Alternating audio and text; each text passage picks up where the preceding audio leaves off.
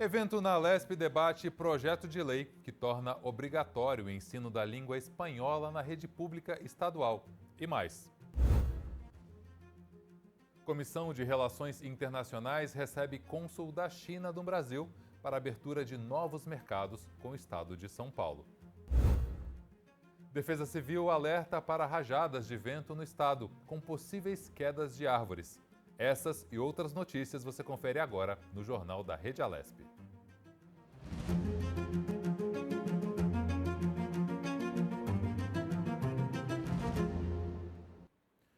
A Alesp, por meio do mandato da deputada professora Bebel, do PT, promoveu uma audiência pública sobre a produção audiovisual no interior do estado. A repórter Ilka Teixeira cobriu este evento e traz as informações para a gente. Ilka, é com você. Oi, Fernando. Esse evento realizado aqui no auditório Teotônio Vilela, ele foi organizado pelo mandato da professora Bebel. A gente relembra, que ela há pouco tempo reassumiu a Comissão de Cultura, a Comissão de Educação e Cultura aqui da casa. Esta comissão que tinha sido assumida pelo deputado Simão Pedro, mas por conta de uma perda de mandato, a deputada voltou a assumir este grupo. O objetivo deste encontro, dessa audiência pública, foi debater o cinema, principalmente no interior paulista, as produções audiovisuais no interior paulista. Aqui a gente teve, além da parlamentar, é claro, representantes de entidades ligadas à cultura no estado de São Paulo, no interior do estado e também do Ministério da Cultura. Nós conversamos com essas pessoas, conversamos também com a parlamentar e ambos lembraram que já existem importantes leis ligadas ao incentivo da cultura, não só no estado de São Paulo, mas em todo o país, como a Lei Aldir Blanc, a lei também Paulo Gustavo, que são leis de financiamento do cinema e da cultura de um modo geral no estado de São Paulo e também no Brasil, mas que é importante debater de que maneira essas leis podem ser aplicadas e de que maneira elas podem ser democratizadas também para os interiores do país e também para o interior do estado de São Paulo. Inclusive, a deputada professora Bebel falou, ela que é do interior paulista, falou que recentemente esteve no município de Piracicaba e que nestes municípios mais do interior, principalmente aqueles mais distantes da capital paulista, os moradores dessas regiões encontram dificuldade para acessar a cultura, para acessar ao cinema e que os produtores também dessas regiões acabam encontrando um pouco mais de dificuldade do que as pessoas que se encontram aqui na região metropolitana e na capital paulista no que se refere a financiamentos de produções, A gente também falou com o representante do Ministério da Cultura e falou que este momento é importante porque neste momento está sendo votado, A gente sabe o orçamento para o ano de 2026 e que a cultura ela precisa ser debatida nos espaços de poder, assim como é a Assembleia Legislativa de São Paulo e que ela precisa ser lembrada quando o tema é orçamento e também quando o tema é criação de políticas públicas. A gente vai continuar acompanhando esse evento e uma reportagem mais completa poderá ser acompanhada na nossa programação. Eu volto com você. Ilka, obrigado pelas suas informações e um ótimo trabalho aí para você. A Defesa Civil do Estado de São Paulo informa que São Paulo está sob a influência de uma massa de ar seco proveniente do oceano, associada a um sistema de alta pressão atmosférica.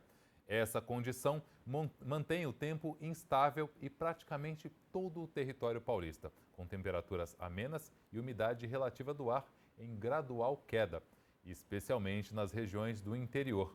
De acordo com os meteorologistas da Defesa Civil, essa condição favorece o aumento da intensidade dos ventos, que devem ocorrer de forma moderada a forte, principalmente nas regiões norte e oeste do estado. A Defesa Civil recomenda atenção para os possíveis transtornos pontuais, como queda de galhos e dificuldade na navegação de pequenas embarcações. A Comissão de Relações Internacionais se reuniu nesta quarta-feira para receber o cônsul-geral da China. Você confere os detalhes na reportagem. Acompanhe. A reunião de mais de 1h30 abriu espaço para que os membros da Comissão de Relações Internacionais fizessem questionamentos ao cônsul-geral da China no Brasil, Yu Peng. O país é o maior parceiro comercial do estado de São Paulo e do país. A China para além de ser um grande parceiro, tem interesses específicos no agronegócio, mas também em tecnologia. Acho que o Brasil tem muito o que ofertar e também muito o que receber. Se você observar, pegar a relação entre a China e o Brasil e olhar dados de comércio, por exemplo, relação comercial, cerca de 23% do comércio Brasil-China é aqui com São Paulo. De todo o investimento chinês no Brasil, que chega a cerca de 77 bilhões de dólares, 40% estão no estado de São Paulo. Então, as relações entre o estado de São Paulo e a China são indispensáveis. Esta reunião representa mais um passo nos avanços da parceria entre China e São Paulo. O estado conta com centenas de empresas chinesas que contribuem com a geração de empregos para a população paulista, principalmente no ramo automobilístico. Nossas empresas estão investindo nas megaprojetos como Subway, como Porto, e também temos empresas que investem no bem-estar da nossa população. Nós fizemos vários intercâmbios com a Lesp, com a Câmara Municipal, com o governo estadual e prefeitura. Eles mostraram forte aspiração de cooperar com a China. Até disseram que querem fazer com que China e São Paulo estabeleçam um modelo para essa relação entre China e América Latina. Os parlamentares também discutiram a introdução da língua chinesa no currículo escolar. A ideia é que as universidades estaduais passem a contar com programas voltados à aprendizagem do idioma chinês. A gente vai encaminhar agora a solicitação feita pela deputada Tainara. A comissão vai produzir um ofício instando tanto a USP, a Unesp, a Unicamp, e a USP já tem a Unesp também, o Instituto Confúcio, mas a ideia é que a gente possa ampliar para o governo federal e também para as escolas. Então nós vamos trabalhar um pouco nessa questão que é tão importante, até porque a gente está vendo o crescimento das relações entre o Brasil e China. A Comissão de Educação e Cultura da Lesp se reuniu para debater pautas com 76 itens. Vamos ver como foi na reportagem. 10 dos 76 itens previstos para análise foram avaliados pelos deputados da Comissão de Educação e Cultura na reunião desta terça-feira. Uma discussão entre membros do colegiado, da oposição e da situação interrompeu o andamento da reunião. Essa do marco regulatório é uma perda, porque não é porque é minha ou da Beth Saão. Poderia ser deles, eu ia votar favorável. Então a gente não pode votar porque isso não se é bom, né? A gente tem que estar de acordo, como votamos nas iniciais, porque estávamos de acordo. Agora, é direito de um deputado discordar, e qual é o problema? Agora, se não puder discordar, como é que nós vamos fazer? Uma comissão que não aceita a discordância. E hoje, quando finalmente retomamos a pauta, iniciamos bem alguns pedidos de vista, o que é natural dos dois lados, tanto da oposição quanto da situação, e seguimos a votação, porém, temos maioria aqui na comissão. A base do governo tem maioria.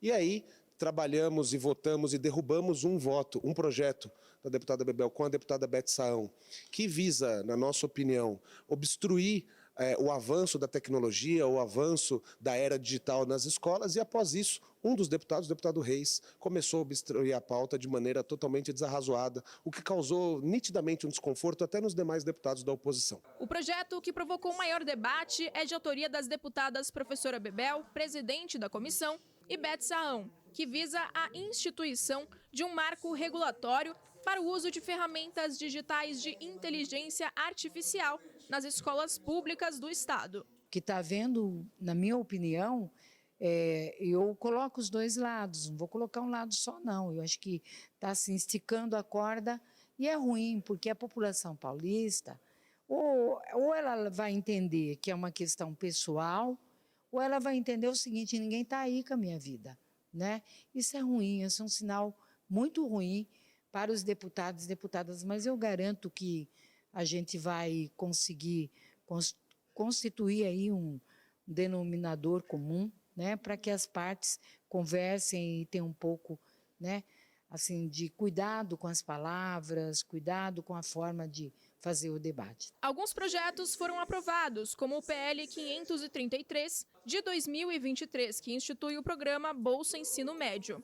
Os itens que não foram debatidos devem ter as discussões adiadas para as próximas reuniões. vários projetos foram atrasados, até porque como essa comissão ficou parada por bastante tempo, hoje nós tínhamos metade da pauta, 78 itens aí, se não me engano, quase 80. São mais de 150 itens que estão atrasados. Então, a intenção era que nós pudéssemos limpar a pauta, como se diz hoje, avançar na maioria dos itens, e claro, aqueles que têm vista ou que têm alguma discussão fossem mantidos na pauta, mas que outros itens fossem mantidos. Então, hoje, graças ao trabalho de obstrução da oposição, nós temos mais de 150 itens parados relativos à educação e à cultura do Estado de São Paulo.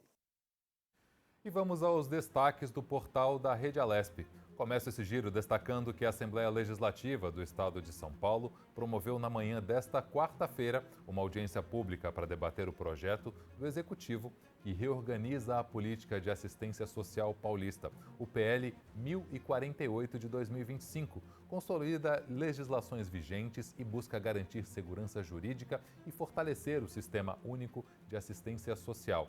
Destaco ainda, a Comissão de Relações Internacionais da Alesp recebeu nesta quarta-feira o cônsul-geral da China em São Paulo, Yu Peng, para dialogar sobre os laços de amizade e cooperação sino-brasileiros.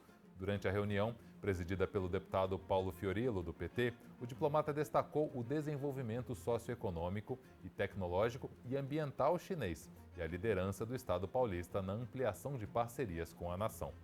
Para fechar, a Alesp recebeu funcionários da Fundação para o Remédio Popular e representantes do governo estadual para uma audiência pública sobre o projeto que extingue o Laboratório Farmacêutico Público e transfere as atribuições para o Instituto Butantan.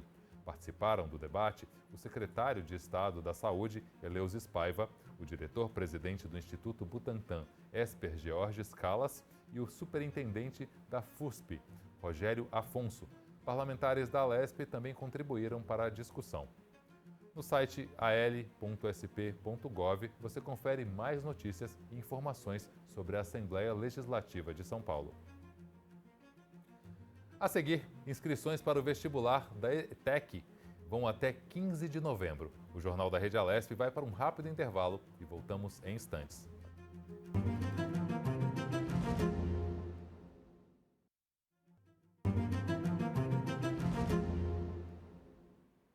O Jornal da Rede Alesp está de volta.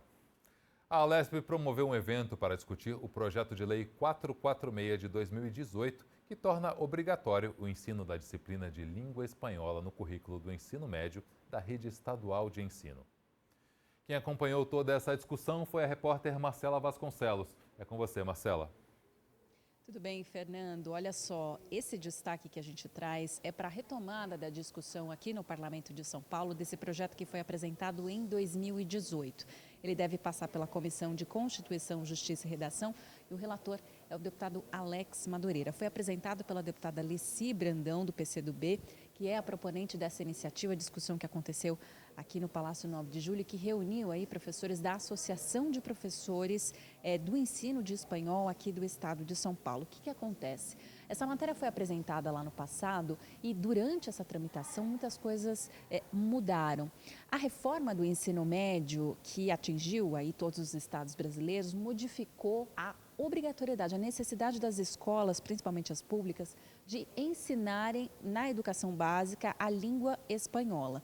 Segundo a justificativa do projeto, esse ensino é fundamental porque o país está, nesse eixo com um contato direto com outros países de língua espanhola e há necessidade da gente aprender aí esse idioma, assim como o inglês é obrigatório, é ensinado aí nas escolas, há necessidade também de que a língua espanhola seja dada continuidade para esse ensino, que no passado existia obrigatoriedade, mas que hoje essa obrigatoriedade está suspensa, porque a reforma do ensino médio permitiu que ela fosse optativa.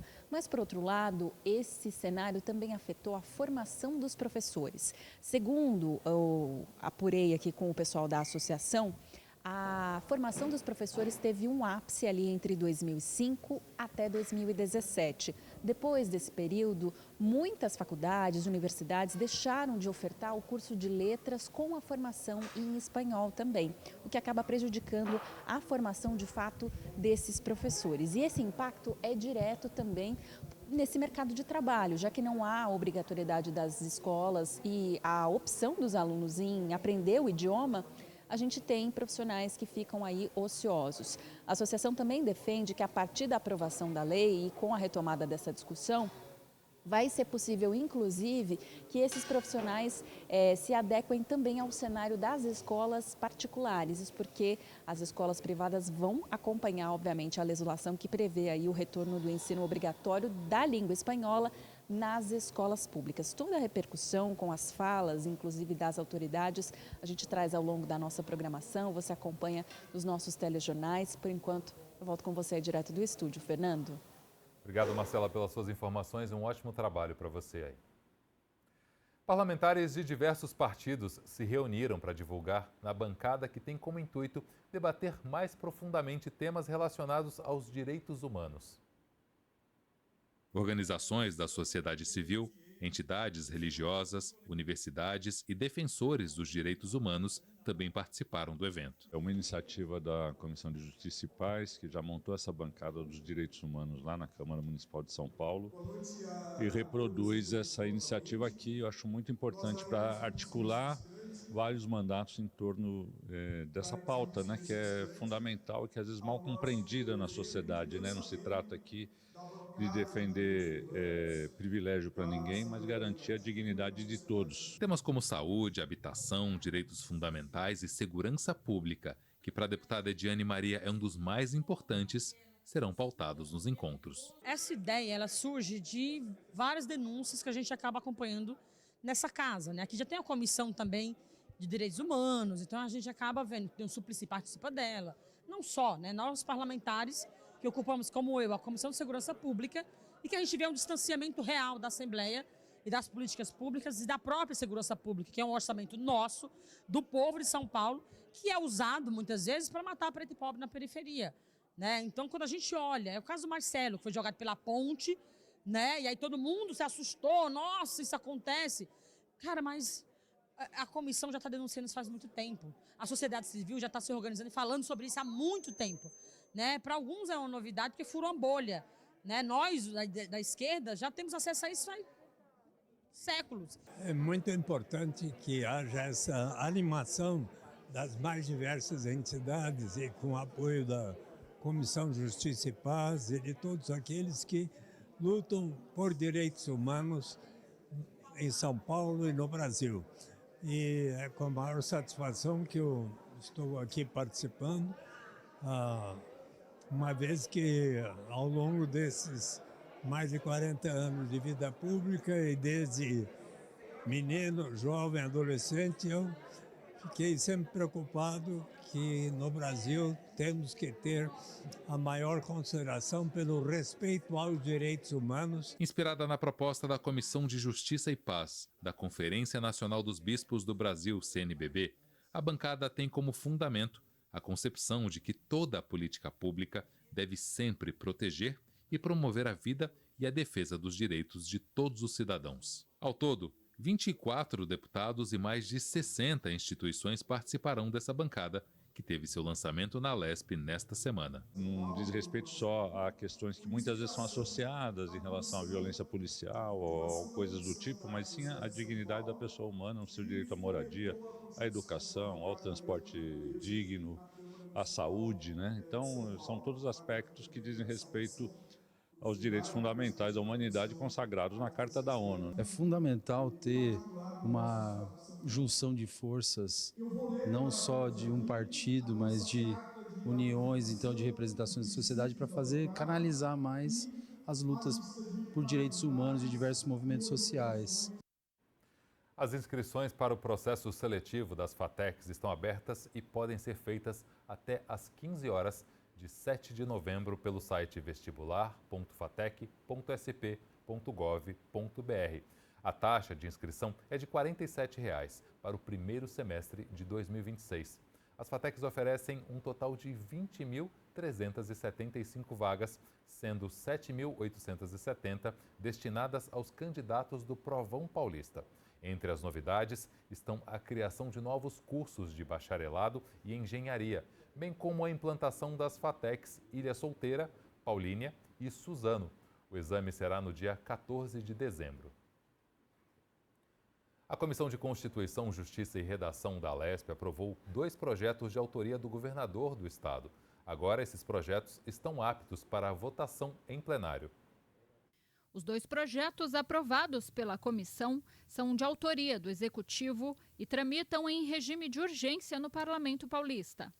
A primeira proposta busca extinguir a Fundação para o Remédio Popular, a FURP, e transferir suas atribuições ao Instituto Butantan.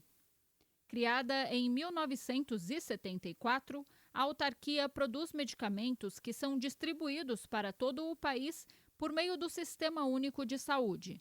O deputado Carlos César, relator do projeto, falou sobre a aprovação. Uma inovação trazida pelo governador Tarcísio para solucionar um problema que é recorrente, é uma dificuldade que as prefeituras têm, principalmente a população que mais precisa, que é o remédio popular. Qual o objetivo? É trazer mais eficiência para a FURP, que ao longo da última década acumulou um prejuízo de quase 400 milhões de reais, cerca de 30 milhões ao ano. Hoje, essa solução extremamente eficiente, porque vai dar à FURP condições de entregar mais resultados, ou seja, vai crescer a sua capacidade com os pesquisadores do Butantan de não só produzir vacina como o Butantan já faz, mas hoje também avançar no seu portfólio de medicamentos, inclusive com remédios populares. A proposta foi tema de audiência pública no Parlamento Paulista. Durante o encontro, funcionários da autarquia demonstraram preocupação com a manutenção dos empregos e com a possibilidade de fechamento das 2 fábricas. Parlamentares de oposição presentes nas discussões afirmaram que o fechamento da FURP representa um retrocesso para a saúde do Estado. Nós tivemos uma derrota aqui, infelizmente, na Comissão de Justiça, mas a gente vai insistir no plenário. Ainda um absurdo que o governador Tarcísio está fazendo é extinguindo a possibilidade da fabricação de remédio de baixo custo, né? Ele deixou de investir nessa instituição por 13 anos desse governo, né? Apesar de estar recente, mas é um histórico das pessoas que estão governando aqui há muito tempo. Então isso é fruto do mau investimento e a gente está apresentando uma outra proposta, exatamente que a gente acredita que o Estado tem que garantir exatamente isso, é o inverso, a gente tem que acreditar na ciência, não é extinguindo uma instituição desse porte que vai resolver o problema. O segundo projeto aprovado foi o PLC 1047 de 2025. A proposta revoga uma lei aprovada em 2005 que estabelecia regras para o funcionamento de lan houses, cybercafés e estabelecimentos semelhantes. Entre as determinações da antiga lei estavam restrições de acesso para crianças menores de 12 anos sem autorização dos responsáveis e a obrigatoriedade de cadastro dos usuários com o armazenamento dos dados por até 60 meses. A revogação também gerou críticas da oposição. Nós estamos vivendo um momento aqui no estado de São Paulo, no Brasil e no mundo, de crimes cibernéticos, que está todo momento acontecendo. Essa lei, ela existia exatamente por ter um mínimo de controle sobre usuários dessas casas, cybercasas. Então, eu acho que a extinção disso vai abrir uma porta, uma janela, um universo muito grande para o que está acontecendo, a possibilidade de crime. As 2 propostas ainda devem ser analisadas por outras comissões permanentes antes de seguirem para a votação no plenário da Alesp. A Alesp sediou a oficialização da Aliança Internacional da Mentoria Apostólica, através do mandato do deputado André Bueno, do PL. Vamos acompanhar. A Assembleia Legislativa realizou a solenidade inaugural da Aliança Internacional da Mentoria Apostólica. O proponente do encontro foi o deputado estadual André Bueno, do PL, que comentou a proposta. A rede de mentoria foi formada justamente para auxiliar pastores de ministérios independentes numa organização social que vem trazer alguns benefícios que são muito grandes. Primeiro, através da rede de mentoria, serão feitos cursos de cidadania, que é muito importante, a ideia da presença dessas pessoas recebendo orientação e entendendo direitos e deveres. Segundo, o trabalho que eles vão receber de orientação e capacitação na capelania, que é esse socorro nos hospitais, nos presídios, algumas escolas. Então esse pessoal da capelania tem essa característica muito importante de levar realmente aí um acompanhamento para as pessoas que estão doentes, e o capelão faz isso. A cerimônia marcou a consolidação do trabalho desenvolvido ao longo de mais de uma década pelo apóstolo Mário Alberto Núntios, idealizador e fundador da iniciativa que prevê capacitar líderes religiosos para a atuação social. A gente tem curso de capelania, a gente tem cursos de terapia holística comportamental, a gente tem psiquiatria, a gente vai fazer a formação da Casa do Saber, que é um lugar onde nós vamos colocar pastores que já jubilaram, que ficarão de plantão para dar assistência aos novos pastores e orientação, além da incisividade na participação diária da vida do pastor e da sua família. A mentoria não trabalha para as igrejas. O nosso objetivo não é trabalhar com igreja nenhuma, nem A, nem B, nem C. Nós trabalhamos para os pastores, independente de que igreja ele seja, para que ele seja assistido, para que ele tenha apoio, para que ele tenha instrução. O encontro contou com a presença de convidados de outros estados e países e simbolizou o diálogo entre a espiritualidade e o serviço à comunidade. Agora vamos conferir a agenda da Alesp para esta quinta-feira, dia 23 de outubro. Às 10 da manhã, no auditório Teotônio Vilela, cerimônia de posse simbólica da Casa Betânia. A solicitante é a deputada Ana Perugini, do PT. Também às 10 horas, no auditório Franco Montoro, reunião da Frente Parlamentar da Cannabis Medicinal e do Cânhamo Industrial. O solicitante é o deputado Caio França, do PSB. À 1 da tarde, também no auditório Franco Montoro, evento Chega de Punir a Família, a aproximação familiar e o PL 57 de 2025, que trata da aproximação familiar nos sistemas prisional e socioeducativo do Estado. A solicitante é a deputada Ediane Maria, do PSOL. À 1h30, o programa Alesp de Portas Abertas recebe integrantes da Guarda Mirim de São Sebastião. A organização é uma divisão de comunicação social da Alesp. 2 da tarde, no plenário Juscelino Kubitschek, 150ª sessão ordinária expediente. 4 da tarde, no plenário Dom Pedro I, ensaio do Coral ESP. Coralesp, a organização de divisão da Biblioteca do Acervo Histórico da Alesp. Às 18 horas, no plenário José Bonifácio, evento Não à Redução das Aulas nas FATECs e ETECs. A solicitante é a deputada Paula, da bancada feminista do PSOL. Às 7 da noite, no auditório Paulo Kobayashi, audiência pública sobre reforma administrativa. A solicitante é a deputada Mônica Seixas, do Movimento Pretas, também do PSOL.